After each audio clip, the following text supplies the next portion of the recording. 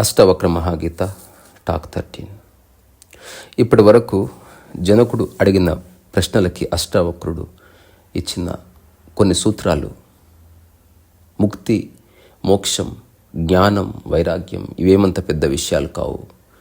ఏ విషయాల్ని నావనుకుంటున్నావో ఆ భ్రాంతుల నుంచి బయటికి రా, ఆ వైఖరి నుంచి బయటికి రా, ఆ ధారణ నుంచి బయటికి రా. తక్షణం నువ్వు ముక్తిలోనే ఉన్నావని తెలుస్తుంది. ముక్తి నీ స్వభావం, సహజ జ్ఞానం నీ స్వభావం, మోక్షం నీ స్వభావం. దేంట్లో ఇరుక్కొని మనసు తక్షణం ముక్తిని అనుభవిస్తుంది అని చెప్పినప్పుడు వినగానే జనకుడికి ఒక సహజమైన విస్ఫోటనం మనసులో జరిగింది. అక్కడి నుంచి తను మాట్లాడుతున్నాడు. ఇక్కడ మనం ముఖ్యంగా గుర్తుంచుకోవాల్సిన విషయం, జనకుడు ఒక సిద్ధాంతాన్ని ప్రాతిపదికగా చేసుకుని మాట్లాడటం లేదు. జనకుడు ఒక స్పిరిచువల్ టెక్స్ట్ని ఆధారం చేసుకుని మాట్లాడటం లేదు. ఒక కమ్యూనిస్ట్ మాట్లాడితే కమ్యూనిస్ట్ భావజాలాన్ని ఆధారం చేసుకుని మాట్లాడతాడు. ఒక సంగీతకారుడు మాట్లాడితే తను ఏ సంగీత సాంప్రదాయంలో ఉన్నాడో దాన్ని ఆధారం చేసుకుని మాట్లాడతాడు. ఒక మతంలో ఉన్నవాడు మాట్లాడితే ఆ మతంలో ఉన్న రిలీజియస్ టెనెట్స్ని ఆధారం చేసుకుని మాట్లాడతాడు. జనకుడు తన స్వయం అనుభవం, తనకు అనిపించిన దాన్ని అప్పటికప్పుడు అట్లా మాటలు చెప్తున్నాడు. అది నిజమా కాదా అని కూడా తను ఆలోచించడం లేదు. అది ఒక ఉబికి వస్తున్న ధార. తన యొక్క స్వస్వరూపాన్ని తను మొదటిసారి అనుభూతి చెంది అంతవరకు తనున్న స్థితి, దీనివల్ల తను బాధపడ్డాడు, దీనివల్ల తను ఇబ్బంది పడ్డాడు, ఎక్కడ తను ఇరుక్కున్నాడు, ఇట్లాంటి విషయాలన్నీ అట్లా దూది పింజల్లాగా అట్లా గాల్లో ఎగిరిపోయి జనకుడు ఒక దివ్యమైన చైతన్య రసంలాగా మాట్లాడుతున్నాడు. ఒక సహజ ప్రవాహ స్థితిలో మాట్లాడుతున్నాడు. తన మీద ఎవరి ప్రభావం లేదు. ఎవరి ప్రభావం లేకుండా ఉండటమే జ్ఞానోదయం. సో ఈరోజు టాక్లోకి వెళ్ళే కంటే ముందు కొన్ని ముఖ్యమైన విషయాలు చెప్పి అక్కడి నుంచి ముందుకు వెళుతా. ఎవరైతే వింటున్నారో వాళ్ళంతా విజయం సాధించాలనుకునే వాళ్ళకి అష్టవక్ర మహాగీత ఉపయోగపడకపోవచ్చు. ఎవరైతే అవార్డులు, రివార్డులు ఆశిస్తున్నారో వాళ్ళకి అష్టవక్ర మహాగీత ఉపయోగపడకపోవచ్చు. జనకుడు చెప్పిన మాటలు ఉపయోగపడకపోవచ్చు. ఎవరైతే ఈ సమాజంలో పేరు ప్రఖ్యాతులు సాధించాలని ఉవ్విళ్ళూరుతున్నారో వాళ్ళకి అష్టవక్ర మహాగీత వ్యాఖ్యానం ఉపయోగపడకపోవచ్చు. ఎవరైతే త్యాగం చేసి పేరు సంపాదించాలనుకుంటున్నారో, ఎవరైతే వాళ్ళ స్కిల్ ద్వారా ఈ ప్రపంచంలో ఒక సార్థక నామధేయులు కావాలని ఆలోచిస్తున్నారు, అట్లాంటి ఎవ్వరికి అష్టావక్ర మహాగీత ఉపయోగపడదు. అష్టావక్రుడు చెప్తున్నది వాళ్ళ కోసం కానే కాదు. ఎవరైతే సహజంగా, ప్రశాంతంగా, హాయిగా జీవించాలనుకుంటున్నారో, ఎప్పటికీ చెక్కు చెదరని ఎవరూ లాగేసుకొని ఒక ముక్తి, మోక్ష, జ్ఞాన స్థితులని నిరంతరం శ్వాస అనుభవించినంత సులభంగా అనుభవించాలని అనుకుంటున్నారు, అట్లాంటి వాళ్ళకి అష్టావక్ర మహాగీత. సో మనిషి ప్రపంచంలో విజయంలో ఇరుక్కుపోయాడు, అపజయంలో ఇరుక్కుపోయాడు, పోలికల్లో ఇరుక్కుపోయాడు, ఒపీనియన్స్లో ఇరుక్కుపోయాడు, జడ్జిమెంట్స్లో ఇరుక్కుపోయాడు, సంపదలో ఇరుక్కుపోయాడు. ఎక్కడెక్కడి నుంచో తాళ్ళని తీసుకొచ్చి తన్ను తానే కట్టేసుకుంటున్నాడు. సో అష్టావక్రుడు చెప్తున్న ఆ ముక్తి సూత్రాలు, జ్ఞాన సూత్రాలు, మోక్ష సూత్రాలన్నీ బియాండ్ డ్యుయాలిటీ. ఈ ప్రపంచమంతా డ్యుయాలిటీని ఆధారం చేసుకొని నడుస్తూ ఉంటుంది. డ్యుయాలిటీ మాయమైన రోజు ప్రపంచం మాయమవుతుంది. ఈ ప్రతిస్పర్ధ మాయమైనప్పుడు ప్రగతి మాయమవుతుంది. So without competition this world does not exist.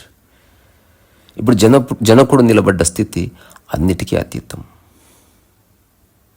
విజయానికి, అపజయానికి, మంచికి, చెడుకి, నిజానికి, అబద్ధానికి, కులాలకు, మతాలకు అతీతం ఆ స్థితి.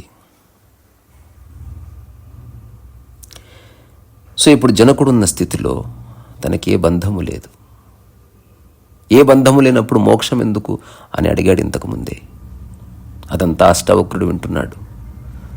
మరి ఏ బంధము లేనివాడు మోక్షము ఆల్రెడీ అనుభవిస్తున్నవాడు దాన్ని కాంక్షించాల్సిన అవసరం లేదు, ముముక్షువుగా ఉండాల్సిన అవసరం లేదు. మరి అట్లాంటి వ్యక్తి ఏం చేస్తాడు ఈ సమాజంలో? ఈ మధ్య నన్ను ఒక వ్యక్తి వచ్చి అడిగాడు, అయ్యా మీరు చెప్పిన టాక్స్ విన్నా జ్ఞానోదయ స్థితి నాకు అర్థమైంది, మరి జ్ఞానోదయ స్థితి తర్వాత ఏమిటి అని అడిగాడు. నేను చెప్పాను, ఒకవేళ నిజంగా ఆ స్థితి నీకు సంప్రాప్తిస్తే నెక్స్ట్ ఏమిటి అనే ప్రశ్నే ఉండదు. నువ్వు చేయవలసిన పనిని ఈ ప్రపంచానికి అతీతంగా, జయానికి అతీతంగా, అపజయానికి అతీతంగా, మంచికి అతీతంగా, చెడుకు అతీతంగా నువ్వు చేస్తూ పోతావు. ఇట్లాంటి జయాపజయాల మధ్య ఇరుక్కున్న మనసు కంటే, మంచి చెడుల మధ్య ఇరుక్కున్న మనసు కంటే, ఈ శుద్ధమైన మనసు నుంచి బయటకు వచ్చే ఒక పని నిజంగా మానవాళికి గొప్ప దోహదం చేస్తుంది. సో జయాన్ని అపజయాన్ని కాంక్షించేవాడు పని చేస్తున్నాడు. ఏమి కాంక్షించని ఒక జ్ఞానోదయం పొందిన యోగి లాంటి వ్యక్తి అదే పని చేస్తాడు. కానీ తేడా ఒక్కటే, జయాపజయాలని ఆధారం చేసుకుని పనిచేసేవాడు విజయం వస్తే పొంగిపోతాడు, అపజయం వస్తే బాధపడతాడు, కుంగిపోతాడు, సమస్త ప్రపంచాన్ని నిందిస్తాడు, తన్ని తాను నిందించుకుంటాడు, గిల్ట్ ఎక్స్పీరియన్స్ చేస్తాడు, తనేదో తప్పు చేశానని బాధపడతాడు. యోగి తనకి ఏది సాధ్యమో అది పరిపూర్ణ ఎరుకలో చేస్తాడు. విజయం అపజయం ఇట్లాంటి వాళ్ళకి ఒక పని మొదలుపెట్టి ఆ పని పూర్తి చేసిన తర్వాతే ఆనందం, సంతోషం. యోగికి ప్రతిక్షణం ఆనందం, సంతోషం. జనకుడు అక్కడి నుంచి మాట్లాడుతున్నాడు. జనకుడు అంటున్నాడు, సశరీరమిదం విశ్వం నకించిదితి నిశ్చయం శుద్ధ చిన్మాత్ర ఆత్మా చ తత్కస్మిన్ కల్పనాధునా. జనకుడు ఆశ్చర్యంలో ఉన్నాడు. తన్ను తాను చైతన్య రసం, ఒక శుద్ధ చైతన్య రసాన్ని ఆయన ప్రతిపాదిస్తున్నాడు. తనకొక శరీరము కానీ, తనకొక రూపము కానీ అలాంటివి ఏమీ లేవు. ఈ సమస్త సంసారానికి ప్రకాశాన్ని తనే ఇస్తున్నాడు, తన శరీరానికి ప్రకాశాన్ని తనే ఇస్తున్నాడు. శరీరాన్ని అంటుకోకుండానే అన్నిటిని స్పృశించగలిగి ఒక నిపుణత కలిగిన వాడిని. ఇట్లా రకరకాల సంవేదనలు అనుభవిస్తున్న జనకుడు హఠాత్తుగా ఇట్లా అన్నాడు, స శరీరమిదం విశ్వం న కించిదితి నిశ్చితం శుద్ధ చిన్మాత్ర ఆత్మాచ తత్కస్మిన్ కల్పనాధున. ఇది చాలా నిశ్చయం. ఈ శరీరయుక్తమైన విశ్వం నిశ్చయంగా సత్యం కాదు. ఇది శుద్ధ చైతన్యవంతమైన ఒక ఆత్మ. ఇదంతా ఒక కల్పన, అందమైన కల్పన. ఆ కల్పన చైతన్యానికి ఎట్లా అంటుకుంటుంది? ఒక చిన్న ఫిలసాఫికల్ ఎంక్వైరీ, మీకు మీరే ఆలోచించుకోండి.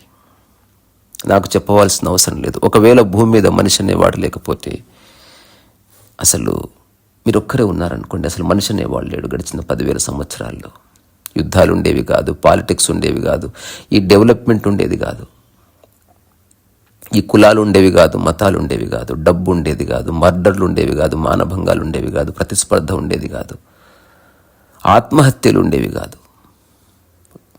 అత్యంత ముఖ్యమైన విషయం, జ్ఞానోదయము ఉండేది కాదు. బుద్ధుళ్ళు ఉండేవాళ్ళు కాదు. ఒకప్పుడు 10,000 ఏళ్ల క్రితం కుక్క ఎట్లా ఉందో కుక్క స్వభావం ఇప్పటికంతే. 10,000 ఏళ్ల క్రితం గులాబీ మొక్క ఇప్పటికి అలాగే ఉంది. కొన్ని వేల సంవత్సరాలైన ప్రకృతిలో ఏ ఎవల్యూషన్ ఉండదు. The beauty and paradox of this nature it is beyond evolution. So ప్రకృతిపరమైన ఎవల్యూషన్ సర్క్యులర్ అండ్ ప్రపంచపరమైన ఎవల్యూషన్ లీనియర్. ఒక ఫిజికల్ రియాలిటీలో ఎట్లాగైతే ఒక శరీరం పెరుగుతుందో అట్లా ప్రపంచం ఒక దగ్గర మొదలై అట్లా అట్లా అట్లా అట్లా అట్లా రకరకాల వ్యక్తుల మేధస్సుతో, రకరకాల వ్యక్తుల సూచనలతో, రకరకాల వ్యక్తుల తత్వాలతో, రకరకాల వ్యక్తుల ఆవిష్కరణలతో అట్లా ముందుకెళ్తుంది. ఇది నిజమా కాదా ఏవి ఎవరికి తెలియదు. ప్రపంచం అనే ఒకానొక మాయా కల్పిత సముద్రంలో మనుషులంతా కొట్టుకుపోతున్నారు. అసలు ఈ మనిషి లేకపోతే విశ్వం ఎట్లా ఉంటుంది? ఒకసారి ఎవరికి వాళ్ళు ఆలోచించుకోండి. How this earth would have been without human being. అత్యంత సజీవంగా ప్రకృతితో అలరారుతూ ఉండేది. ఒక న్యాచురల్ కోర్స్, ఒక సైకిల్, ఒక గమ్మత్తైన రిధం, ఒక సామరస్యం. సో మనిషి సృష్టించిన ఈ పాలిటిక్స్, ఈ కులాలు, మతాలు, ఈ మతాల ద్వారా వచ్చిన మత యుద్ధాలు, రకరకాల మతాలు, గురువులు, వాళ్ళ సిద్ధాంతాలు, డబ్బు, ఈ డబ్బు వల్ల వచ్చిన రకరకాల అంతరాలు, మనిషి యొక్క ఆవిష్కరణలు, తద్వారా జరిగిన ప్రమాణాలు, ఆ తర్వాత ప్రయాణాలు, ఆ తర్వాత ప్రమాదాలు, దానివల్ల మనిషి అనుభవిస్తున్న నిరంతరం బాధ, కన్నీళ్లు, దుఃఖం, ప్రతిస్పర్ధ, వైమనస్యత, ఇవేవి ఉండేవి కాదు. జ్ఞానోదయం ఉండేది కాదు. ఎందుకంటే అసలు నీకెప్పటికీ అనారోగ్యం రాలేదనుకో, నీకెప్పటికీ ఆరోగ్యం తెలియదు. నీకెప్పటికీ తెలియదు ఆరోగ్యం. ఆరోగ్యం నీకు తెలియాలంటే, ఆరోగ్యానుభూతి జరగాలంటే ఖచ్చితంగా అనారోగ్యం అనివార్యం. అదే వారధి. సో జ్ఞానోదయం మనిషికి కలగాలంటే అజ్ఞానం ఖచ్చితంగా ఉండి తీరాలి. దాన్ని నువ్వు జీవించి ఉండాలి. సో అజ్ఞానం రూపుమాపడానికి, ఆ అజ్ఞానం నుంచి బయటపడడానికి ప్రపంచంలో ఇన్ని రకాల ఆధ్యాత్మిక పద్ధతులు వచ్చాయి. కానీ అష్టావక్రుడు, జనకుడు మధ్య జరుగుతున్న సంవాదం చాలా ప్రత్యేకం. జనకుడు అంటున్నాడు, ఇది అజ్ఞానం, ఇది కల్పన అని తెలుసుకున్న తర్వాత సాధన ఏమిటి గురుదేవా? అవసరం లేదు ఏ సాధన. ఈ శరీరయుక్తమైన విశ్వం నిశ్చయంగా సత్యం కాదు. స శరీరమిదం విశ్వం నకించిదితి నిశ్చితం. ఇదేది సత్యము కానే కాదు. శుద్ధ చిన్మాత్ర ఆత్మ చ తత్కస్మిన్ కల్పనాథున. సో ఇదంతా ఒక శుద్ధ చైతన్యమైన ఆత్మ. దానికి ఏ విధమైన కల్పన, అజ్ఞానం అంటుకోదు. తద్వారా ఏ సాధన అక్కర్లేదు. ఇక్కడ కొన్ని విషయాలు అర్థం చేసుకుంటే ఉపయోగపడవచ్చు. అట్లీస్ట్ ఒక్క వ్యక్తికి ఉపయోగపడ్డట్టే. ఆధ్యాత్మికత గుంపుకు సంబంధించింది కాదు.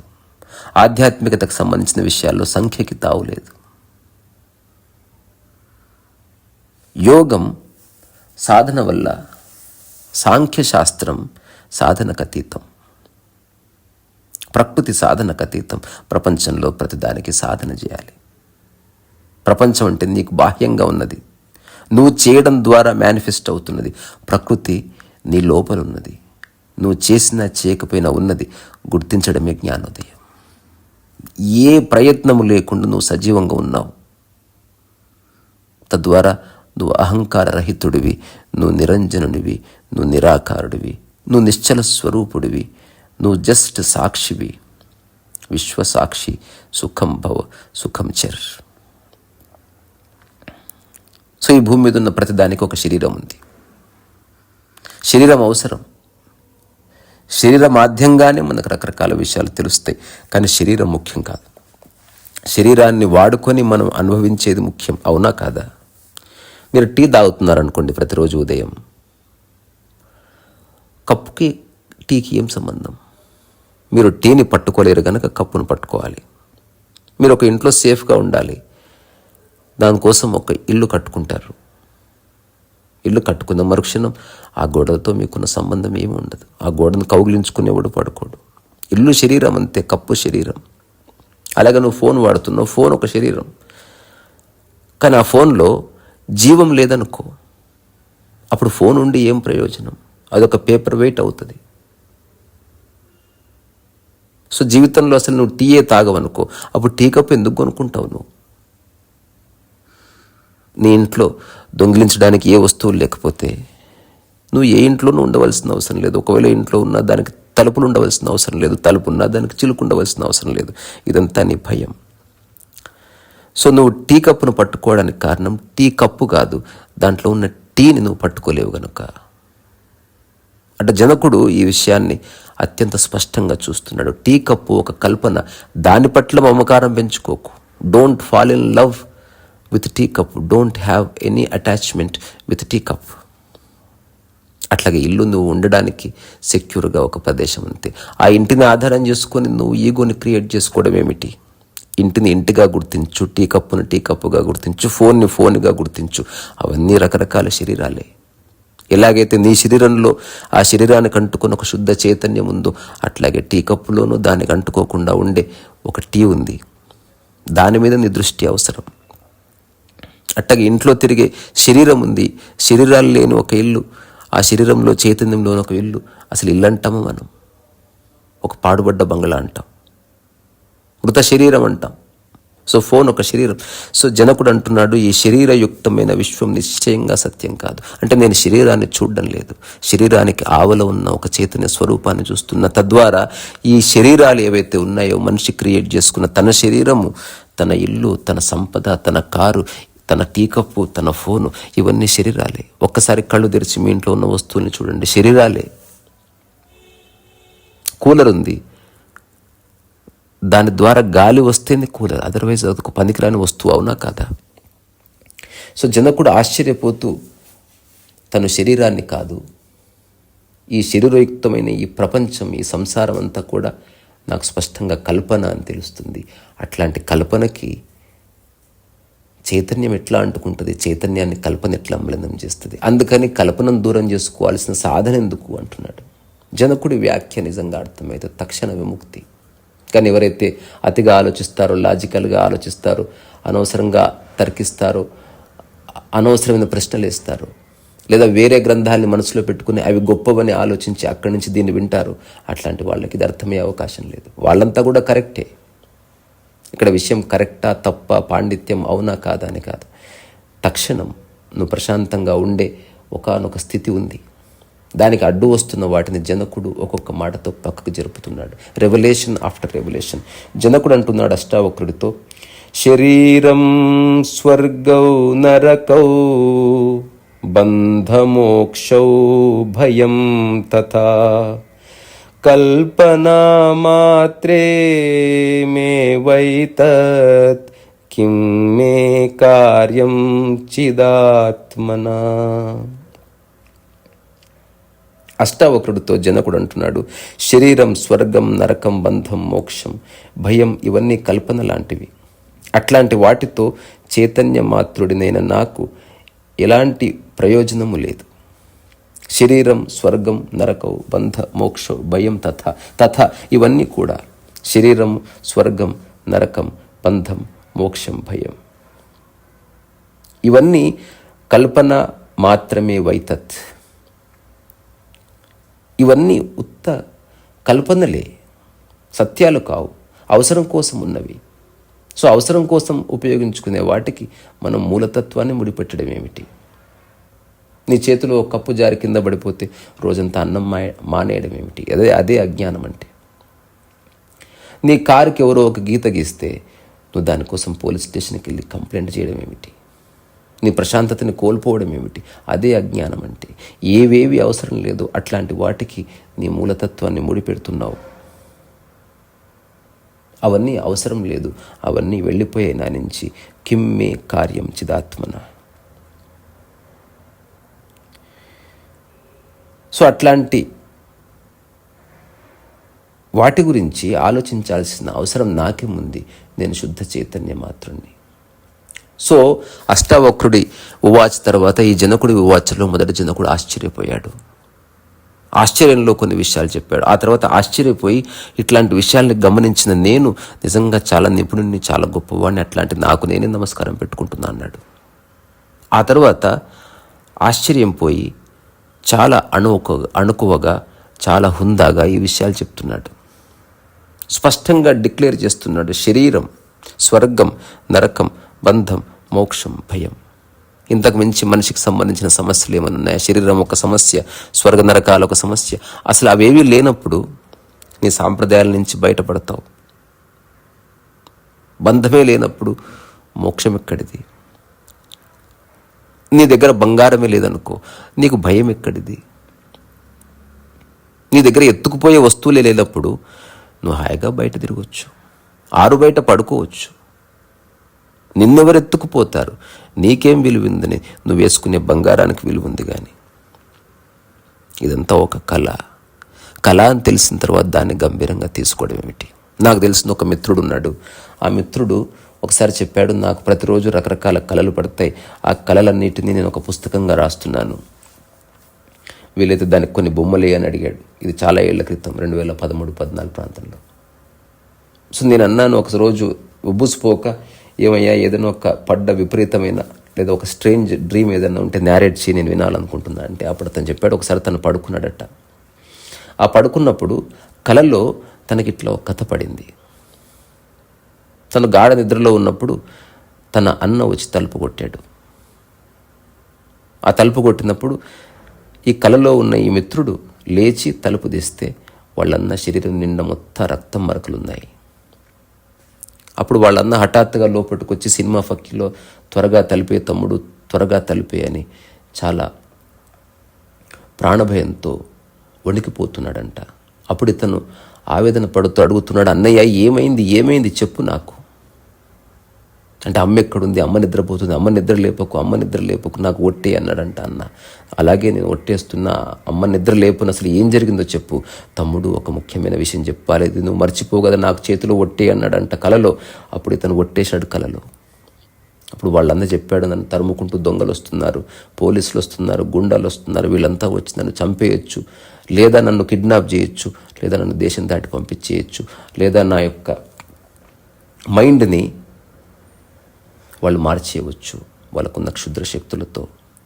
సమయం లేదు, నువ్వు నాకు ప్రామిస్ చేయి, నేను చెప్పింది నువ్వు మర్చిపోవు కదా.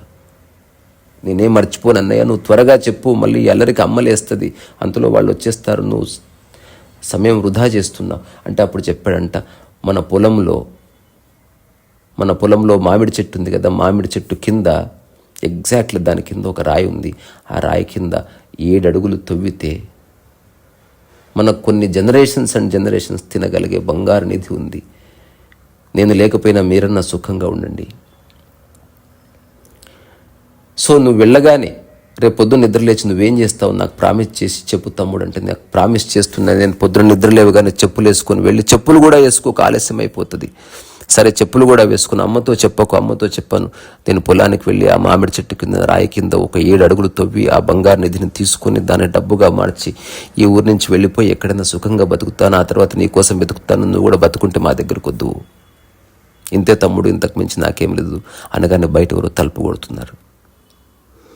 ఇతను, నేను కిటికీల నుంచి పారిపోతాను, నా గురించి ఏం ఆలోచించొద్దు, అమ్మ నువ్వు బాగుంటే చాలు, నాకు ప్రామిస్ చేయి తమ్ముడు, రేపొద్దున నువ్వు ఖచ్చితంగా నిద్ర లేవగానే చెప్పులు కూడా వేసుకోవద్దు, సమయం వృధా చేయవద్దు, మళ్ళీ అవకాశం పోతే మళ్ళీ రాదు, నువ్వు తప్పకుండా నదిని తెచ్చుకోవాలి.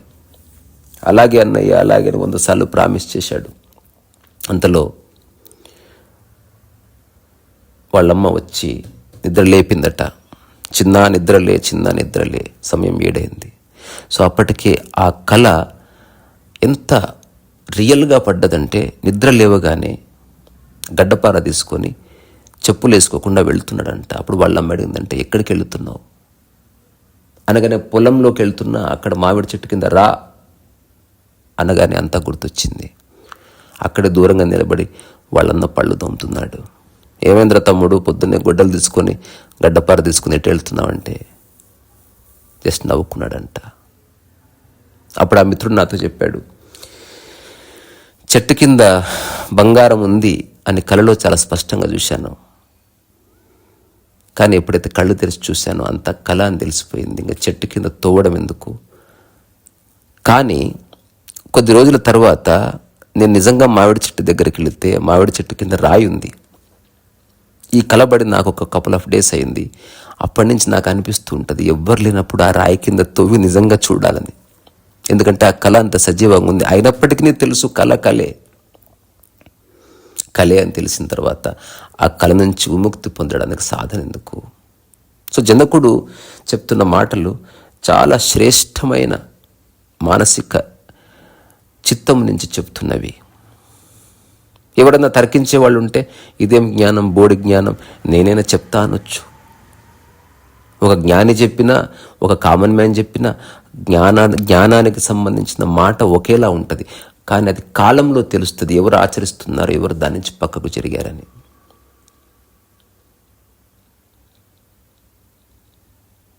నేను ఒక కథ విన్నా. ఒక 4 ఫ్రెండ్స్ ప్రతిరోజు సాయంత్రం కలుసుకునేవాళ్ళంట. కలుసుకోగానే సిగరెట్ ముట్టించేవాళ్ళు. అట్లా రోజు జరుగుతుంది. వాళ్ళందరికీ పెళ్ళిళ్ళు అయ్యాయి. హఠాత్తుగా ఒక మిత్రుడు అన్నాడంటే, ఎంతకాలం తాగుతామన్నా సిగరెట్లు మానేద్దామన్నాడంట. అంటే మానడం అంత ఈజీ కాదన్నాడంట. ప్రయత్నిద్దాం పోనీ అంటే నలుగురు కలిసి ఒట్టేసుకున్నారు, మనం 2 days తర్వాత మళ్ళీ కలుద్దాం, ఈ 2 days ఎట్టి పరిస్థితుల్లో సిగరెట్ తాగకూడదు, ఆ తర్వాత అసలు తాగకూడదు. అందరు మిత్రులు ఇళ్ళకి వెళ్ళిపోయారు. ఈ నలుగురిలో ఉన్న కథానాయకుడు కూడా ఇంటికి వచ్చాడు. భోజనం చేయగానే సిగరెట్ థాట్ వచ్చింది. అతి కష్టం మీద ఆపుకున్నాడు. బాత్రూమ్కి వెళ్ళి రాగానే సిగరెట్ థాట్ వచ్చింది. పుస్తకం రాస్తూ ఉండగా మధ్యలో సిగరెట్ థాట్ వచ్చింది. ఒక రోజంతా నరకం అనుభవించాడు. రాత్రి నిద్ర పట్టలేదు. భార్య అడిగింది, ఏమైందండి అంటే ఏమీ చెప్పలేదు. కొడుకు అడిగాడు, ఏమన్నా చిరాగ్గా కనిపిస్తున్నావు, ఏమీ చెప్పలేదు. ఆఫీస్ నుంచి ఎవరో ఫోన్ చేశారు, నువ్వు చేసిన వర్క్లో క్వాలిటీ లేదు, వాట్ హ్యాపెండ్, ఏమీ చెప్పలేదు. సాయంత్రం అవగానే చెప్పులు వేసుకొని బయటికి వెళ్ళాలనుకున్నాడు. మళ్ళీ గుర్తొచ్చింది, ఫ్రెండ్స్ అంతా కలవద్దనుకున్నాం. ఆ తర్వాత నెక్స్ట్ డే కాస్త సాఫీగా సిగరెట్ అన్న ఆలోచన వచ్చిందా, బాధించలేదు. 3వ రోజు సిగరెట్ అన్న ఆలోచన వచ్చింది, అసలే బాధించలేదు. He was so damn happy. ఎప్పుడు సాయంత్రం అవుతుందా ఈ సిగరెట్ అనే ఒక ఆలోచన కానీ ఈ దురలవాటు కానీ ఎంత సింపుల్గా దూరం చేసుకుందని చెప్పాలని ఎదురు చూశాడు. సాయంత్రం 6 అయింది. సో మిత్రుల దగ్గరికి సైకిల్ వేసుకొని పరిగెత్తాడు. కానీ ఆశ్చర్యం, పోయేసరికి మిత్రులు సిగరెట్స్ తాగుతున్నారు. ఇదేంట్రా అనేసరికి, ఏంటి నమ్మేవా నువ్వు, ఊరికే అన్నావురా బాబు లైట్ తీసుకో అనగానే మళ్ళీ సిగరెట్ అలవాటే. సో అనుకోవడం ఏమిటి, జనకుడిలా ఈ క్షణం నువ్వు కూడా చెప్పొచ్చు, నేను కూడా చెప్పొచ్చు, ఎవరైనా చెప్పొచ్చు, నేను శరీరాన్ని కాదు, నాకు ఈ వస్తువులంతా కల్పన అని చెప్పడానికి ఏముంది, ఎవరైనా చెప్పొచ్చు. అది ఎప్పుడు తెలుస్తుంది నిజంగా నువ్వు నీది అనుకుంటున్న వస్తువు పోయినప్పుడు, దానికి చుట్టబడ్డప్పుడు, అప్పుడు తెలుస్తుంది నీ ప్రవర్తనలో.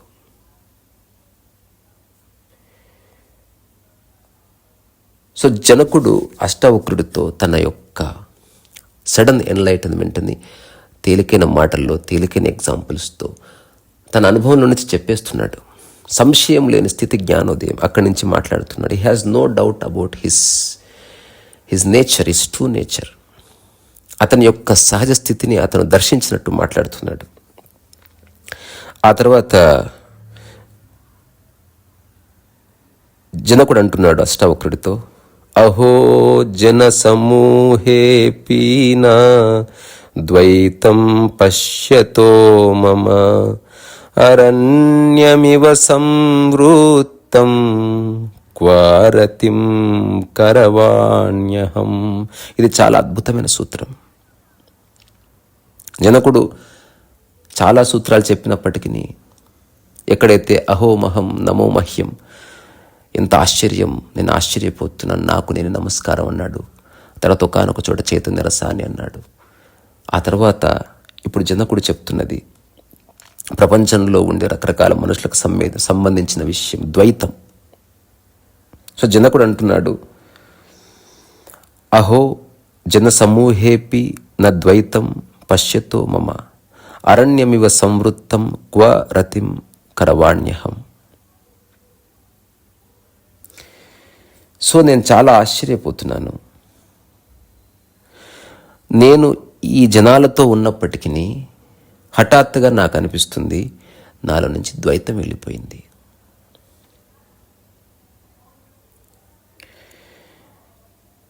ఇది ఎలా ఉందంటే, ఈ భూమి మీద నేను ఒక్కడనే ఉన్నాను అనుకో, అప్పుడు ద్వైతం ఎక్కడిది?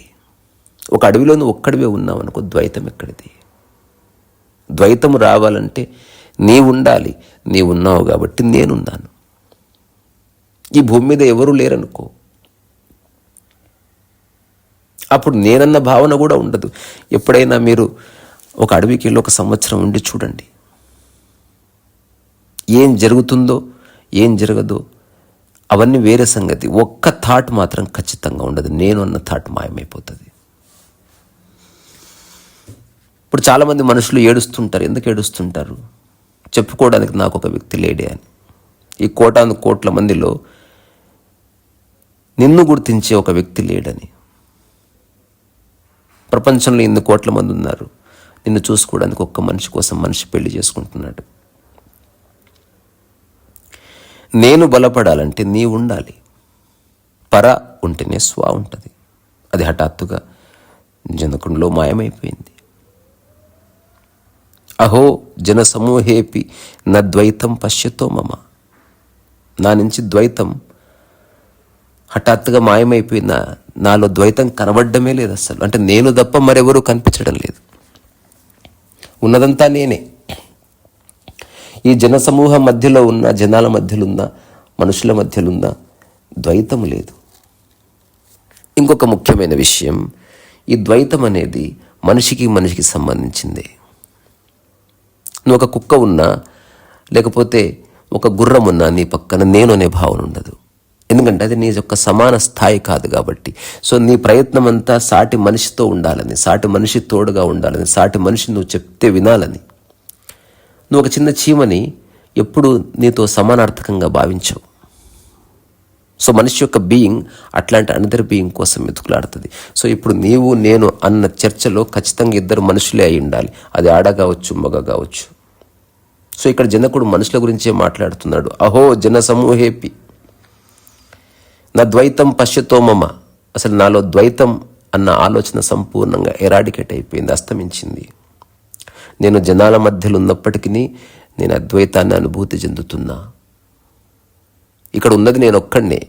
ఉంటే నేనున్నాను, లేదా అందరూ నాలో భాగమై ఉన్నారు, లేదా ఎవరూ లేరు, నేను ఒక్కడినే ఉన్నాను. ఈ నేను అన్నది శరీరానికి సంబంధించిన స్థితి కాదు, మనస్సుకు సంబంధించిన స్థితి కాదు. ఇంతకుముందే చెప్పినట్టు ఇదంతా మనస్సు వాక్కు యొక్క ఒక ఆట, అదేది కాదు. దానికి అతీతంగా ఒక చైతన్య స్వరూపాన్ని నేను అంటున్నాడు. సో మన జ్ఞానం, ఈ జనకుడికి కలిగిన జ్ఞానం సమాచార జ్ఞానం కాదు. సో ఏది నిజమైన జ్ఞానం, ఏది నిజమైన జ్ఞానం కాదు అన్నదానికి ఒక చిన్న థిన్ లైన్ ఉంది, బైఫర్కేషన్. ఏ జ్ఞానాల వల్ల నువ్వు హెడ్ స్ట్రాంగ్ అవుతావో అది నిజమైన జ్ఞానం కాదు. ఏ జ్ఞానాల వల్ల నీలో అహంకారం వస్తుందో, నేను అన్న భావన పరిపుష్టమవుతుందో అది నిజమైన జ్ఞానం కాదు. ఏ భావనలో గుర్తింపు కోసం తహతహలాడే ఒకనొక రోగం నీలో వ్యాప్తి చెందుతుందో అది నిజమైన జ్ఞానం కాదు. ఏ జ్ఞానం వల్ల వేరే వాడి గురించి నువ్వు ఆలోచిస్తున్నావో అదేది నీకు నిజమైన జ్ఞానం కాదు. నిజమైన జ్ఞానము నీ నుంచి అందరినీ మర్చిపోయేలా చేస్తుంది. చివరికి స్వయాన్ని, అంటే నీ శరీరం మనస్సును కూడా మర్చిపోతావు. నిజమైన జ్ఞానం ప్రశాంతత వైపు తీసుకెళ్తుంది. నిజమైన జ్ఞానం సామరస్యం వైపు, నిష్కామ కర్మ వైపు, అట్లాగే సచ్చిదానందం వైపు. నిజమైన జ్ఞానం అహంకార శూన్యం. జస్ట్ ఒక సహజమైన అహం మిగులుతుంది, నేను మిగులుతుంది. సాధన బాధ వైపు తీసుకెళ్ళకూడదు. అందుకే సరిగ్గా సాధన చేయకపోతే హిందీలో సాధక్ బాధక్ బంజాతే అని పిలుస్తారు. సాధన నేను సింప్లిసిటీ వైపు తీసుకెళ్ళాలి. ఆ సింప్లిసిటీ ఇంకాస్త సింప్లిఫై అవ్వాలి. అట్లా కర్తా భావన మాయమైపోవడానికి ఏదైతే దోహదం చేస్తుందో అదే నిజమైన సాధన. రామకృష్ణ పరమహంస ఎప్పుడో ఒక మాట చెప్పేవాడు,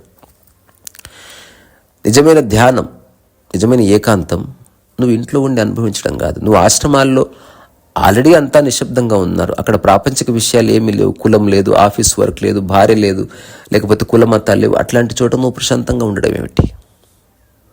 ఆ పీస్ అనేది ఫేక్. అదొక ఇంటెన్సివ్ కేర్ యూనిట్ లాంటిది. అక్కడ కొన్ని కండిషన్స్తో ఒకనొక శాంక్టిటీ క్రియేట్ చేయబడ్డది. అది కాదు నువ్వు చేయవలసింది. అత్యంత రణగొణ ధ్వనుల మధ్య, రకరకాల మనుషుల మధ్య, మార్కెట్ ప్లేస్లో యూ షుడ్ ఎక్స్పీరియన్స్ మెడిటేటివ్నెస్. నిజమైన ఏకాంతాన్ని అక్కడ అనుభవించు అని చెప్పేవాడు ఆయన తన శిష్యులతో. అది నిజంగా నిజం. నీలో ద్వైతం పోయిందనుకో, నీ పరిస్థితి ఆగమ్య గోచరం అవుతుంది. నేను కోరుకుంటున్నా ద్వైతం పోవద్దు. ద్వైతం పోతే ప్రపంచానికి సంబంధించిన అన్ని రసాలు పోతాయి. సక్సెస్ మీద ఆసక్తి పోతుంది, ఫెయిల్యూర్ మీద ఆసక్తి పోతుంది, విజయం మీద ఆసక్తి పోతుంది, పేరు ప్రఖ్యాతుల మీద ఆసక్తి పోతుంది, మహత్వాకాంక్ష పోతుంది, తహతహలాడడం పోతుంది, ఎవరో గుర్తించాలన్న ఆలోచన పోతుంది, చివరికి ఆడామోగా అన్న ఆలోచన కూడా పోతుంది. సో అవసరానికి జనకుడే చెప్తున్నాడు, అవసరం వచ్చినప్పుడు నేను మగవాడిని, అవసరం వచ్చినప్పుడు నేను రాజుని, అవసరం వచ్చినప్పుడు నాకు కత్తి ఉంది, అవసరం వచ్చినప్పుడు నాకు ప్రజలు ఉన్నారు. అయినప్పటికీ అవన్నీ శరీరాల వంటివి, అవసరానికి ఉపయోగపడుతున్నాయి. అవేవి నాకు అంటుకోవు. అవన్నీ కల్పనలు, అబద్ధాలు, అజ్ఞానం. అది నేను అన్నిటికీ అతీతంగా ఉన్నా. సో ఒక అడవిలో ఒక్కడే ఉన్నావనుకో, నువ్వు ఎప్పుడు అనుకోవు నేను ఎట్లా ఉండాలని, నేను ఎట్లా తయారు కావాలని, నేను ఎట్లా బొట్టు పెట్టుకోవాలని, ఎట్లా డ్రెస్ చేసుకోవాలని. నువ్వు కనుక అడవిలో ఒక 2 ఏళ్ళు ఉంటే బట్టలు వేసుకోవడం కూడా మానేస్తావు. చూసేవాడు లేకపోతే అసలు నీ పరిస్థితి ఎంత దారుణంగా ఉంటుందో తెలుసా? నువ్వు చేసేదంతా చూసేవాడి కోసమే కదా. సినిమాలు చూసేవాళ్ళు లేకపోతే ఎందుకు తీస్తారు? అసలు ఈ భూమి మీద మగవాళ్ళంతా మాయమైతే ఆడవాళ్ళు తయారవుతారా? ఇది తప్పు ఒప్పు సంబంధించిన విషయం కాదు. తయారవడం తప్పు కాదు. వేరే వాళ్ళు చూస్తారని తయారు కాకు. తయారవడంలోనూ ఒక అందం ఉంది, అందులో ఒక ఆర్ట్ ఉంది, క్రాఫ్ట్ ఉంది, ఒక ఆర్టికులేషన్ ఉంది. అందుకోసం తయారవడం వేరు. ప్రతి దాంట్లోనూ ఒక సహజమైన పద్ధతి, ఒక పోలిక ద్వారా వచ్చిన అసహజ పద్ధతి 2 ఉంటాయి. ఏది ఎంచుకుంటామన్నది పూర్తిగా మనిషి ఇష్టం. జనకుడు అంటున్నాడు, నాహం దేహో నమే దేహో జీవో నాహమహం హి చిత్ అయమేవ హి మే బంధ ఆసీత్యా జీవితే స్పృహ. ఒక్కొక్క స్టేట్మెంట్ అద్భుతం, తర్కానికి అతీతం. ఇవి ఈ ప్రపంచంలో ఏదైనా సాధించాలంటే నువ్వు చాలా సాధన చేయాలి. ఉత్తగానే ఎవరెస్ట్ ఎక్కలేవు కదా, దాని వెనుక సాధన ఉంది. ఎవడన్నా ఎవరెస్ట్ ఎక్కిన వాడికి ఎవరెస్ట్ ఎక్కడం గురించి మాట్లాడట్లే, ఎవరెస్ట్ ఎక్కడంలో నువ్వు పడ్డ సాధక బాధకాలు ఏందని అడుగుతారు కదా. ఎవడన్నా మిద్దె ఎక్కితే వాడిని ఎవరు ఇంటర్వ్యూ చేస్తారు? ఒక ఫిలాసఫర్ అనేవాడు ఏమని, అందరూ కాళ్ళతో హాయిగా నడుస్తూ ఉంటే ఎవరు పట్టించుకోరు, ఎవరైనా తలకిందుకు నడుస్తూ అందరూ చూస్తారని. ఈ ప్రపంచం అంతా ఉల్టా పల్టా, ఏదో కావాలి, సహజంగా ఉన్నది ఏది ఇష్టం ఉండదు. అందుకని అసహజమైన ధోరణిని ఇప్పుడున్న మనిషి నిరంతరం ఎత్తుకుంటూనే ఉన్నాడు. ఒక్కసారి టీవీ ఛానల్స్లో చూడండి, లేకపోతే ఫేమస్ అవ్వాలి, వైరల్ అవ్వాలన్న తాపత్రయంలో మనిషి చేసే వింత చేష్టలను ఒకసారి చూడండి. సో నాహం దేహో నమే దేహో జీవో నాహమహం హిచిత్ అయమేవ హి మే బంధ ఆసిధ్య జీవితే స్పృహ. అంటే ఏమంటున్నాడు? నేను శరీరాన్ని కాదు, ఇది నా శరీరము కాదు, అలాగా నేను జీవాన్ని కాదు, నిశ్చయంగా నేను చైతన్య మాత్రుణ్ణి మాత్రమే. అసలు నాకున్న ఒకే ఒక్క బంధం ఏందయ్యా అంటే ఏదో జీవించి వెలగబెట్టాలన్న ఇచ్ఛ, ఆ కోరిక వల్ల నేను ఇబ్బంది పడ్డానంతే. ఇక్కడ జనకుడు చెప్పింది అర్థం చేసుకోవాలంటే ఒక అనాలజీతో చెప్పవచ్చు. ఏది ప్రపంచం అంటే ఏది నీవు చేస్తేనే మేనిఫెస్ట్ అవుతుందో, ఏది నీవు చేస్తేనే అది జరుగుతుందో అది ప్రపంచం. ప్రకృతి అంటే ఏంది?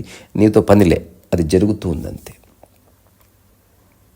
అది స్వయం స్వచలితం, దానికి నీతో పని లేదు. ఆకలికి నీతో పనిలే, అది వస్తుంది పోతుంది. అరగడానికి నీతో పనిలే, అది వస్తుంది పోతుంది. నువ్వు దాన్ని క్రియేట్ చేయడం లేదు. తద్వారా అక్కడ అహంకారానికి స్కోపే లేదు. సో మన జీవితంలో ఈ 2 డైమెన్షన్స్ ప్రతిరోజు మనం స్పృశిస్తాం. కొన్ని పనులు నీవు చేస్తున్నావు, కొన్ని పనులు జరుగుతుంటే స్పందిస్తున్నావు. సో చేస్తున్న అన్నిట్లోనూ నీకు అహంకారం వస్తుంది. కావాలంటే చెక్ చేసుకో. ఉద్యోగం చేస్తున్నావు, అహంకారం వస్తుంది. నీకేదో టాలెంట్ ఉంది, ఒక టెలివిజన్ షోలో కనిపించావు, అందరూ మెచ్చుకున్నారు, తద్వారా అహంకారం వస్తుంది. పుస్తకం రాస్తున్నావు, అది అందరికీ నచ్చింది, నువ్వు మెచ్చుకోవాలని అనుకున్నావు, తద్వారా అహంకారం వచ్చింది. నేను కాబట్టి చేశాను, నేను కాకపోతే ఎవడు చేస్తాడు, నాలాగా నువ్వు చేయగలవా? ఇదంతా అహంకార వైఖరి. రెండవది జరుగుతుంది, శ్వాసక్రియ జరుగుతుంది, నువ్వు చేయడంలే. అందులో నువ్వు కావాలంటే ఆపొచ్చు అహంకారం వల్ల. శ్వాసక్రియ జరుగుతున్న దాన్ని నువ్వు అడ్డం రాకు, నువ్వు చేయవలసిందల్లా అంతే. జనకుడు చెప్తున్న కాంటెక్స్ట్ అంత సింపుల్. మొట్టమొదటిసారి తను ఏదైతే ఉందో దానికి అడ్డమున్న వాటిని పక్కకు జరిపి అక్కడి నుంచి మాట్లాడుతున్నాడు. సంపూర్ణ స్వేచ్ఛలో, సంపూర్ణ ముక్తిలో, సంపూర్ణ చైతన్య స్వరూపంగా మాట్లాడుతున్నాడు. నేను శరీరాన్ని కాదు, అలాగని ఇది నా శరీరము కాదు. ఇక్కడ నా అని ఎప్పుడు వస్తుంది? నువ్వు చేసినప్పుడు వస్తుంది. శరీరాన్ని నువ్వు నా శరీరం అనడానికి వీల్లేదు. శరీరం సశరీరం అనొచ్చు, నా శరీరం అనడానికి వీల్లేదు. ఎందుకంటే ఈ శరీరం పెరుగుదల లోపట నీవు చేసింది ఏమీ లేదు. ఒక లాజికల్ మైండ్ అనొచ్చు, నేను భోజనం పెట్టాను కాబట్టి. నువ్వు భోజనం పెట్టినా పెట్టకపోయినా శరీరం మార్పుకు లోనవుతూనే ఉంటుంది. శరీరం యొక్క మూల ధర్మం అది. అమెజాన్ అడిగి ఉంది, నువ్వు నీళ్లు పోస్తేనే పెరిగాయా? తోటమాల ఉన్నాడా దానికి? నీ అహంకార ప్రవృత్తి నువ్వు పక్కకు జరిపితే తప్ప జనకుడు అర్థం కాడు, అష్టావకుడు అర్థం కాడు. సో జనకుడు మొట్టమొదటిసారి తన జీవితంలో సిద్ధాంతాలకు అతీతంగా, సాంప్రదాయాలకు అతీతంగా, సంస్కృతికి అతీతంగా, పద్ధతులకు అతీతంగా, రకరకాల ఆధ్యాత్మిక గ్రంథాల్లో ఉన్న సారాలకు అతీతంగా, ఇంకా ఒక్క మాటలో చెప్పాలంటే కండిషనింగ్స్ అతీతంగా ఒకానొక అన్కండిషనల్ రిల్మ్లో అడుగుపెట్టాడు. జనకుడు అంటున్నాడు, అహో భువన కల్లోలై ఇర్విచిత్రైర్ధాక్ సమూర్ధితం మయ్యనంతమహాంబోధౌ చిత్తవాతే సముద్యతే. నేను రాసిన ఒక చిన్న కవిత, గాలి తగిలితే సముద్రానికి, గాలి తగిలితే అల, సముద్రానికి గాలి తగిలితే అల, ఈ మనస్సుకు ప్రపంచం తగిలితే కల. సో ప్రపంచపు గాలి సోకి మనం సృష్టించుకుంటున్నవన్నీ కలలే.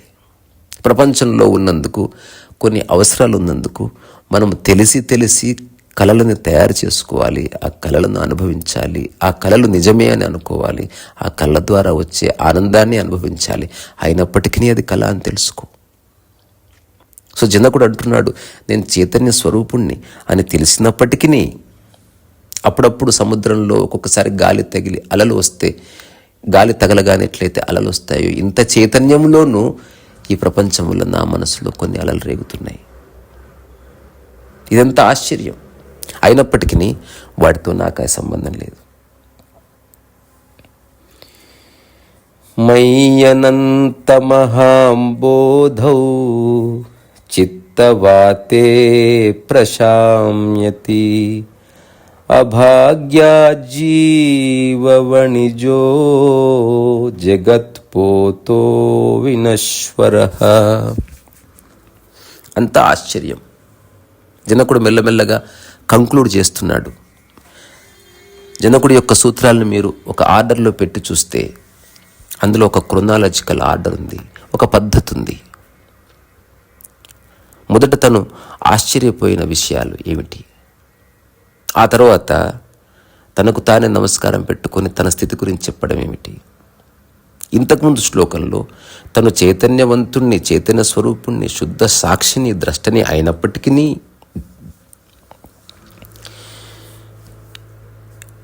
ఏవో కొన్ని కల్పనలు, కలలు రేగుతూనే ఉన్నాయి. ఇదంతా ఒక లీల. నేను నా దగ్గరకు వచ్చే వాళ్ళకు చిన్న సలహా ఇస్తా. ఆధ్యాత్మికత, ఆత్మజ్ఞానం చాలా దూరం. ఫ్రెడ్రిక్ నీషే ఏం చెప్పాడు, భగవద్గీతలో కృష్ణ భగవానుడు ఏమన్నాడు, రమణ మహర్షి ఏం చెప్పాడు, నేనెవరో తెలుసుకో, ఎట్లా తెలుసుకోవాలి, ఇవి చాలా దూరం. చిన్నది తెలుసుకో. ఫస్ట్ ఒక చిన్న సాధన చేసి చూడు. ఏదైనా వస్తువు కొనుక్కో, రేపు ఎల్లుండో ముందే నిర్ణయించుకో. ఆ వస్తువు ఎదురుగా కూర్చో, సాక్షాత్తు శివలింగం ముందు కూర్చున్నట్టు కూర్చో. ఆ వస్తువుని తదేకంగా చూడు. నువ్వు నా జీవితంలోకి, నా ప్రశాంతతని భంగం చేయడానికి వస్తున్నావా తల్లి? నిజానికి ఇదంతా ప్రపంచం సృష్టించిన వస్తువే. కొన్ని వేల జనరేషన్స్ ఇట్లాంటి ఏసీలు, రెఫ్రిజిరేటర్లు లేకుండానే మనిషి బతికాడు. నువ్వు లేకుండా నేను బతకగలను. కానీ నీ వల్ల నాకు కాస్త పని సుగమం అవుతుంది. అందుకని నేను నా జీవితంలో వెల్కమ్ చేస్తున్నా. దయచేసి నీ వల్ల నా ప్రశాంతత దూరం చేయకు. దానికి సూత్రం ఏమిటి? ఇది నేను చెప్తున్నా, జనకునిలాగే మాట్లాడుతున్నా. తిట్టేవాళ్ళు తిట్టుకోండి, నవ్వేవాళ్ళు నవ్వుకోండి, ఏది నాకు అంటుకోదు. అదేమిటంటే, కొనకు ముందు ఎంత ప్రశాంతంగా ఉన్నావో, కొన్న తర్వాత దాన్ని వాడుకుంటూ అంతే ప్రశాంతంగా ఉండు. ఒకవేళ అది పోయినా, ఎవరైనా ఎత్తుకుపోయినా నీ ప్రశాంత స్థితిని కోల్పోను అని నిర్ణయం చేసుకుని మొట్టమొదటిసారి ఒక వస్తువుని నీ జీవితంలోకి తెచ్చుకో. ఒక్కసారి సంవత్సరమైనా సరే ఈ ఒక్క విషయం నుంచి పక్కకు జరగకు. ఒక్కసారి నీ యొక్క మనస్సు, దాని యొక్క స్థితి అట్లాంటి ఒక స్థితిలో లయం అయితే గనక అదే అనుభవాన్ని అన్నిటికీ అప్లై చేయి. జనన మరణాలతో సహా జైసే వస్తువు హై ఐసే హీ మనుష్ భీ హై. ఎట్లా మనుషులు ఉన్నారో అట్లాగే వస్తువులు ఉన్నాయి. అందరూ వస్తున్నారు, పోతున్నారు. అలాగే నువ్వు వాళ్ళ దృష్టిలో వస్తావు, పోతావు. బాధపడవలసిన విషయం కాదు ఇది. మై అనంత మహాంబోధౌ చిత్తవాతే ప్రశామ్యతి అభాగ్య జీవ వణిజో జగత్పోతో వినశ్వర. సో ఎంత ఆశ్చర్యం! సో ఈ అనంతమైన ఒక మహాసాగరం లాంటి ఒకానొక రూపం నాలో ఉంది. కానీ అప్పుడప్పుడు గాలి తగిలినప్పుడు కాస్త అలలు రేగుతున్నాయి.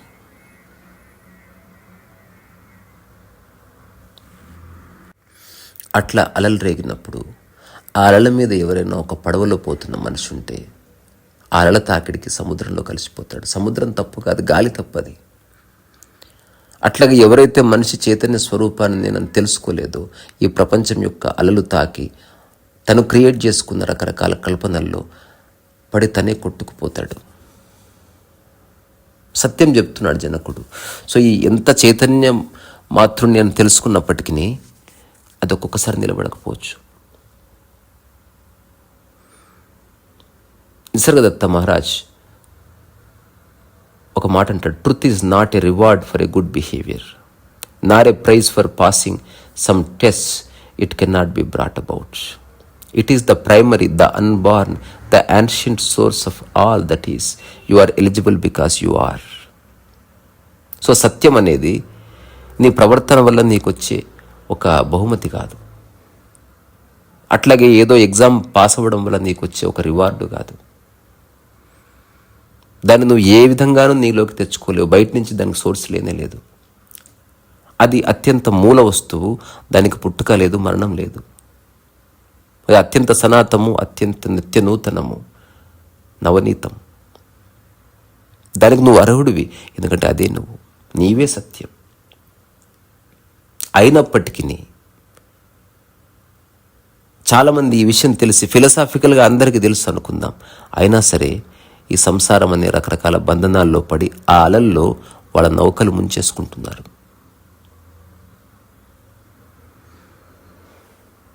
జనకుడు సత్యం చెప్తున్నాడు. అంటే హ్యూమన్ లైఫ్ యొక్క ప్రెడికేమెంట్ గురించి మాట్లాడుతున్నాడు. అన్నీ తెలుసు. నాకు ఈరోజు పొద్దున్నే ఒక వ్యక్తి ఫోన్ చేశాడు, మీరు చెప్పిన టాక్స్ అన్ని వింటే నాకు ఒకటి అర్థమైంది, నాకు జ్ఞానోదయం అయిందని, నాలో అది ఉందని. కానీ అది 2-3 రోజుల కంటే ఎక్కువ నిలబడ్డం లేదు. నేను దీనికోసం ఏం చేయాలి? అప్పుడు నేను అడిగాను, నువ్వు మగవాడివే కదా, మరి ఆ స్థితిని నిలుపుకోవడానికి నువ్వేం ప్రయత్నం చేస్తున్నావు బాబు అంటే, అది నిలుపుకోవడం ఏంటంటే అది నా స్వభావం అన్నాడు. అట్లా జ్ఞానోదయం నీ స్వభావము కావాలి తప్ప అది తెచ్చిపెట్టుకునే వస్తువు కాదు. ఈ ప్రపంచంలో ఒక మనిషి ఏదన్నా కొనొచ్చు, ప్రశాంతతనే పొందలేడు. ఏ మెడికల్ షాపుకు పోయినా ప్రశాంతత 20 mg ట్యాబ్లెట్ దొరకదు. నిద్ర మనశ్శాంతి 20 mg ట్యాబ్లెట్ దొరకదు. నువ్వు ₹1,00,00,000 ఇచ్చినా దొరకదు. అలాగే నువ్వు చిరునవ్వు కొనుక్కోలేవు. నీ మూల స్వభావాలు వాటిని ఎట్లా కొనుక్కుంటావు? అవి ఎక్కడి నుంచి తెచ్చుకుంటావు? సో జనకుడు అంటున్నాడు, ఇలాగైతే ఒక విశాలమైన సముద్రం, ఆ సముద్రం మీద నేను ఒక చైతన్య రూపుణ్ణి, ఒక పడవలో ఉన్నాను, కానీ గాలి తగిలి అలలు వచ్చినప్పుడు ఈ నౌకలో ఉన్నవాడు సముద్రంలో మునిగిపోతున్నాడు. సముద్రానికి ఏం సంబంధం? అట్లాగే ఈ ప్రపంచంలో రకరకాల విషయ వంచల్లో ఇరుక్కుపోయిన మనిషి ఒక్కొక్కసారి అందులో పడి కొట్టుకుపోతున్నాడు. అయినప్పటికీ అది ఆత్మస్వరూపుడే, దానికి ఏం సమస్య లేదు. కానీ అతను అనుభవిస్తున్నాడు. ఆ తర్వాత జనకుడు చివరి శ్లోకంలో ఇట్లా ముగిస్తున్నాడు, మయ్యనంత మహాబోధ ఆశ్చర్యం జీవ వీచయ ఉద్యంతి ఘ్నంతి ఖేలంతి ప్రవిశంతి స్వభావత. ఈ శ్లోకం, ఈ సూత్రం నిజంగా చాలా అద్భుతం. ఉద్యంతి ఘ్నంతి ఖేలంతి ప్రవిశంతి స్వభావత మయ్యనంత మహాంబోధ ఆశ్చర్యం జీవ వీచయ. ఆశ్చర్యం, ఎంత ఆశ్చర్యం అంటే ఈ అనంతమైన సముద్రం, మహాసముద్రం లాంటి ఒకానొక స్థితి గల నేను ఒక్కొక్కసారి కొన్ని అలలు రేగుతాయి. ఆ అలలకి సముద్రానికి కాస్త సంఘర్షణ జరిగినట్టు అనిపిస్తుంది, అట్లా కనిపిస్తుంది. అక్కడి నుంచి ఒక ఆట నడుస్తుంది. ఏదేమైనా చివరికి అలలని సముద్రంలో కలిసిపోవలసిందే. సముద్రం యొక్క స్థితి మారదు, అలల స్థితి ఎప్పటికైనా మారచ్చు. అట్లా చైతన్యం యొక్క స్థితి మారదు. సో నేను క్రియేట్ చేసుకున్న వస్తువులు మారచ్చు, స్నేహితులు మారచ్చు, విజయం మారచ్చు, అపజయం మారచ్చు, ఎన్నెన్నో మారచ్చు, కానీ నా మూల స్థితిలో ఏ మార్పు లేదు. హీ డిక్లేర్డ్, ఒప్పుకుంటున్నాడు జనకుడు. జనకుడి యొక్క మంచి స్వభావానికి మనం నిజంగా అభినందనలు తెలపాలి. అతను ఊరికి గుడ్డిగా చెప్పట్లే, నిజంగా ఎంక్వైరీ చేసి తన్ను తాను చూసి చెప్పుకుంటున్నాడు. తనే అన్నాడు, నేను చైతన్య స్వరూపాన్ని నాకేమంటుకోవని. మళ్ళీ చివరిలో ముగించే ముందు ఇట్లా అంటున్నాడు, అయినప్పటికీ ఎంత యోగి అయినా రమణ మహర్షి మరణించే సమయంలో అతనికి సర్కోమా అనే వ్యాధి వచ్చింది. ఒక రాచపుండు లాంటిది. దాన్ని నిశ్చలంగా చూశాడు. అది సముద్రం మీద రేగిన ఒక అల. అది ఎందుకు వచ్చింది? రమణ మహర్షి తిన్న ఆహారం వల్లే వచ్చిండొచ్చు, లేదా తను ఉన్న వాతావరణంలో ఎవరు వస్తే వాళ్ళ ద్వారా సంక్రమించిన ఒక వాయువు వల్ల వచ్చి ఉండవచ్చు, ఎలాగైనా వచ్చి ఉండవచ్చు. కానీ ఇదంతా ఒక ఆట నడుస్తూ ఉంటుంది. ఇదంతా ఒక ఆట. ఉద్యంతి ఘ్నంతి కేలంతి ప్రవిశంతి స్వభావత. ఉవ్వెత్తున ఎగిసిపడుతుంది, ఆ తర్వాత ఘర్షణ చెలరేగుతుంది, ఆ తర్వాత ఆడుకుంటుంది, ఆ తర్వాత మెల్లగా లయమే ప్రశాంతతను పొందుతుంది. సో రమణ మహర్షి చేతుకున్న గాయాన్ని అతను నిశ్చలంగా చూసేవాడు, ఏనాడు కంప్లైంట్ చేసేవాడు కాదు. అష్టావక్రుడికి జనకుడు చెప్తున్న స్థితి అటువంటిది. నువ్వు చిన్న సమస్య రాగానే విలవిల్లాడిపోయేవాడివి, అట్లాంటప్పుడు పెద్ద సమస్య వస్తే నీ పరిస్థితి ఏమిటి? ఒక చిన్న పెన్ను పోతేనే నువ్వు తల బద్దలు కొట్టుకొని ఏడ్చి గగ్గోలు పెడితే మరి నీ ఆస్తి పోతే నువ్వేమైపోతావు? చూడు, జీవితం ఒక ఆటనే అయినప్పటికీ చూడు, జీవితం ఒక లీలనే. కొన్నిసార్లు నీ ప్రమేయం లేకుండా ఎవరి వల్లనో ఒక కంపు వచ్చి నీ మీద పడుతుంది. మీ అందరికీ తెలుసో తెలీదో, రమణ మహర్షి ఏమీ పట్టనట్టు ఉండేవాడు. అది ఆయన స్థితి.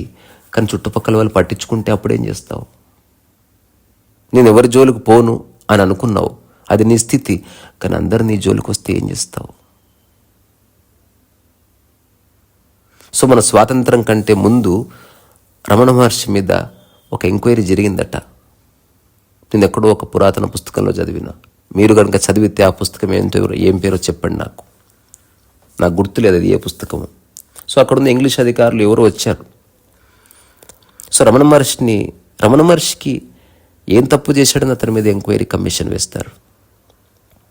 కానీ ఎవరో అప్పుడున్న వాళ్ళు, ఇతను ఎవరో దొంగ సాధువు, ఇతను ఒక ఆశ్రమం కట్టుకున్నాడు, చూస్తుంటుంది 3-4 గదులు లేచాయి, చాలామంది జనాలు వస్తున్నారు, ఒక అర్ధచంద్రకారం బోర్డు ఉంది, దాని మీద రమణాశ్రమం పేరుంది. ఇప్పటికీ అదే ఫాంట్తో ఉంటుంది. దీనికి ఒక ఆశ్రమం అని పేరు, దానికి ఒక ఆశ్రమ కార్యనిర్వహణాధికారి, ఇవన్నీ వచ్చేసాయి కదా.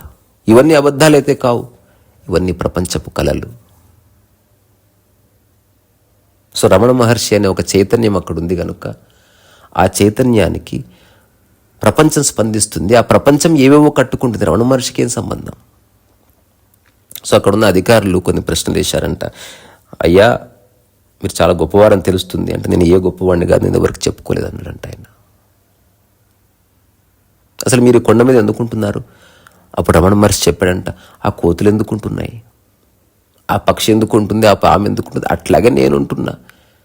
నేనేం స్పెషల్ కాదు, కోతెంతో నేనంతే. మరి ఇక్కడ ఉన్న వాళ్ళంతా మీరు గురువు అని చెప్తున్నారు. నేను గురువు అని ఎవరికి చెప్పలేదు. వాళ్ళు ఎందుకు అనుకుంటున్నారో వాళ్ళని అడగండి.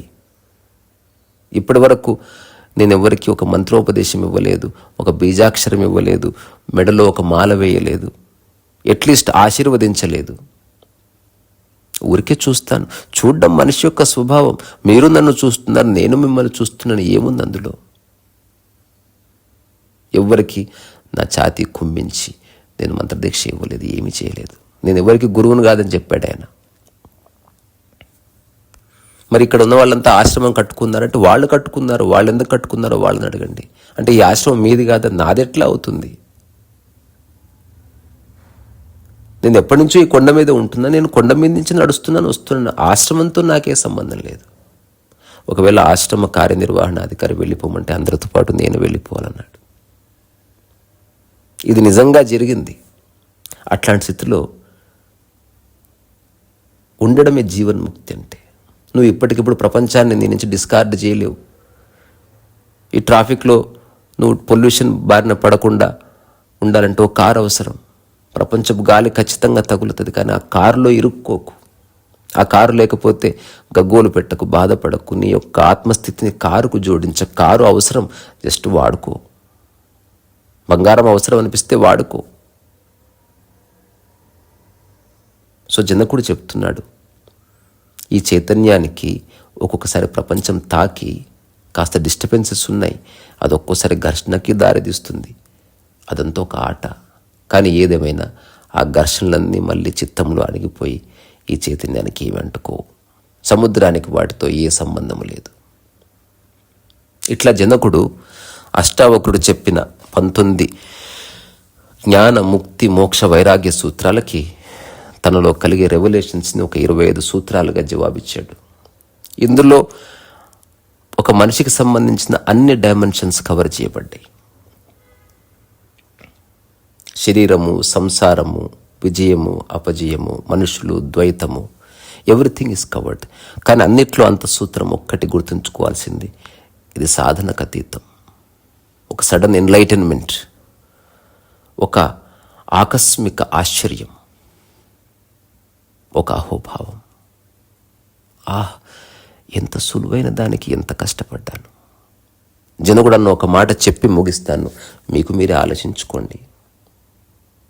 ఏదన్నా త్యాగం చేయాలంటే ఏదే నువ్వు సొంతం చేసుకుని ఉండాలి కదా. సో ఏవైతే నువ్వు సొంతం చేసుకుంటున్నావు అనుకుంటున్నావో అవన్నీ నీ సొంతంగానే కావు, అవన్నీ నీ కల్పనలే.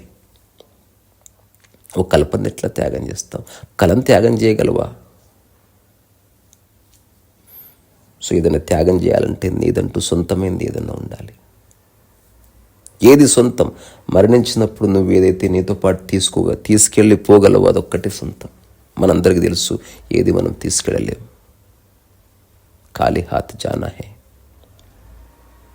You have to go with bare hands, with open palm. ఏమీ తీసుకెళ్ళడం లేదు. అంతోటి దానికి ఎందుకు ఆరటం? సో జనకుడు అన్న ఒక మాట వెరీ ప్రొఫౌండ్. నేను ముముక్షువుని కాదు, నేను మోక్షాన్ని కాంక్షించేవాడిని ఒకప్పుడు. ఇప్పుడు మోక్షం పట్ల నాకు కాంక్ష కూడా లేదు. నాకు బంధమే లేనప్పుడు మోక్షం ఎక్కడిది? నాకు బంధమే లేనప్పుడు మోక్షం ఎక్కడిది అంటున్నాడు. అష్టవక్ర మహాగీత నిజంగా ఒక అద్భుతం.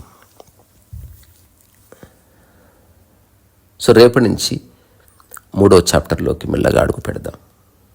కాలాన్ని మర్చిపోయి వినండి, చిన్నపిల్లల్లా వినండి, ఊరికే తర్కించకండి. చెప్తున్నవాడు ఇంపార్టెంట్ కాదు, చెప్తున్న విషయం ఇంపార్టెంట్. జనకుడు ఇంపార్టెంట్ కాదు, జనకుడు చెప్తున్న విషయం ఇంపార్టెంట్. అష్టావక్రుడు ఇంపార్టెంట్ కాదు, అష్టావక్రుడు చెప్తున్న విషయం ఇంపార్టెంట్. అలాగే మీరు ఇంపార్టెంట్ కాదు, అర్థం చేసుకుంటున్న స్థితి ఇంపార్టెంట్. ఒక విషయం అర్థమైన తర్వాత అష్టావక్రుడు అనుభవించే స్థితి, జనకుడు అనుభవిస్తున్న స్థితి, నీవు అనుభవించే స్థితి, నేను అనుభవించే స్థితి అన్నీ ఒక్కటే. నిద్రలో నీవు, రమణుడు, నేను, అష్టావక్రుడు, జనకుడు, రామకృష్ణ పరమహంస, కుక్క, పిల్లి అందరూ ఒకటే. ప్రపంచం మాయమైన చోట ఏకాత్మ భావనే ఉంటుంది, అద్వైతమే ఉంటుంది, ద్వైతము లేదు. సో మెలకువలో కూడా అద్వైతం అనుభవిస్తే అదే ముక్తి. నేను తప్ప ఇక్కడ మరొకటి అన్యముగా లేదు అని తెలుసుకోవడం ముక్తి. భాషపరంగా ఈ మాట అందరూ చెప్పొచ్చు, అనుభవపరంగా ఆచరణలో తెలియాలి, నీకు తెలియాలి. ఇది ప్రదర్శించే విషయం కాదు. సో ఇక్కడి నుంచి మీ ఓపికకు శిరస్సు ఉంచి నమస్కారం చేస్తున్నా. రిసారసో వయసహ. సమయం ఎప్పుడో అర్ధరాత్రి 1 అవుతుంది. అంతా నిశ్శబ్దం.